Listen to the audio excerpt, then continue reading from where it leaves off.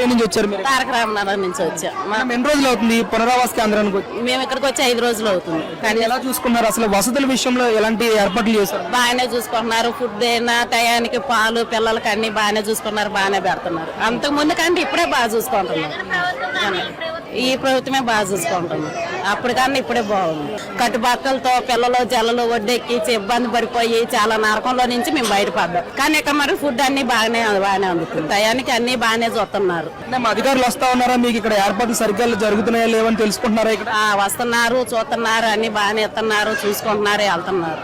Food అన్ని బాగానే చూసుకుంటున్నారు. ఇక్కడ ఉండోళ్ళు కూడా పర్వాలేదు, బాగానే చూస్తున్నారు. ఇప్పటి వరకు అయితే మాకు ఫుడ్ వల్ల మటుకు ఇబ్బంది లేదు, బాగానే చూసుకుంటున్నారు. మరొకవైపు జగన్ గారు కూడా మీ ప్రాంతాన్ని పరిశీలించారు, పర్యటనకు వచ్చారు మొన్న.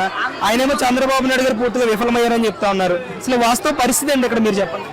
అంతకు ముందు కంటే మాకు ఈయన ప్రభుత్వంలోనే బాగుంది. అంతకు ముందు ఒకసారి వచ్చినా కానీ